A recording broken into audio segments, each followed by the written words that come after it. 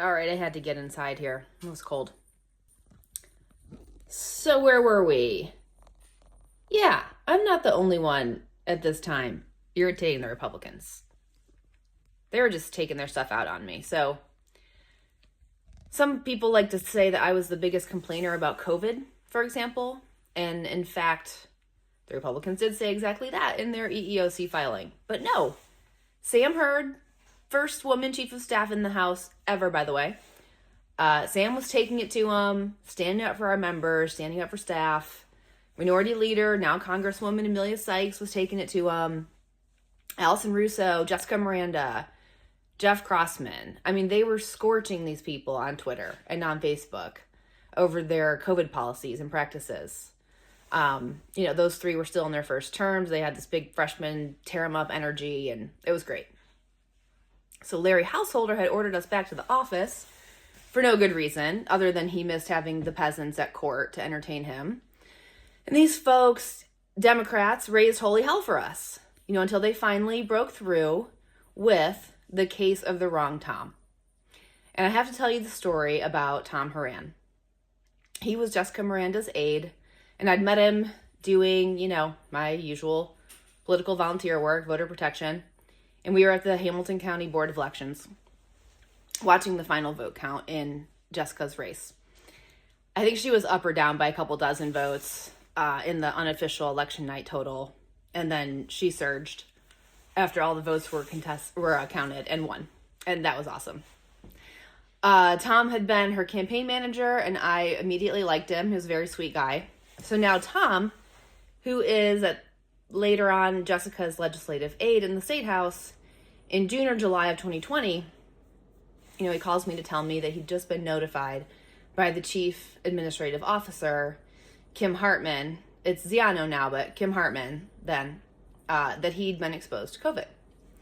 So in my role, this kind of call was common. Aides and members, rely on caucus staff to know the workplace policies, how to navigate situations like this, and expected us, as we did, to advise on next steps. So especially with COVID, of course it was brand new and insane. And policies and practices were layered. We had federal law changes. You had county policies. You had city ordinances, internal policies, even building policies, and conflicts within state government. Like, we were back in the building working in a building where masks were required by the governor, by DeWine, but the Speaker of the House and all the Republicans essentially refused to wear them. So all these things intersected and were changing all the time.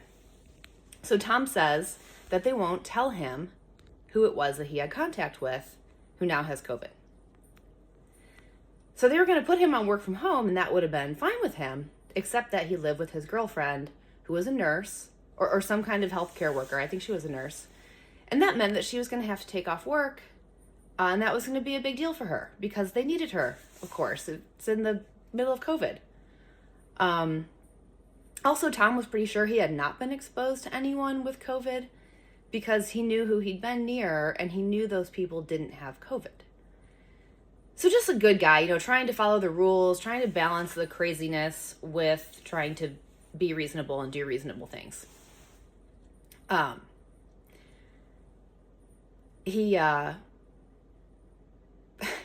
Long story short, they had the wrong Tom. They had the wrong guy named Tom. So finally, the chief administrative officer tells us in the Democratic caucus that she had the wrong Tom. And the silver lining of all this is that because of this screw up, all the staff at the House got put back on work from home. And until May, till after the vaccine rollout, so many months. And Jessica Miranda, who had been Tom's boss, and others raised so much hell about this screw up, and it forced going back to safer procedures. So that, my friends, is Encyclopedia Brown's case of the wrong Tom, and I would love to talk to Tom Horan about that crazy time, but that young man passed away from cancer last year.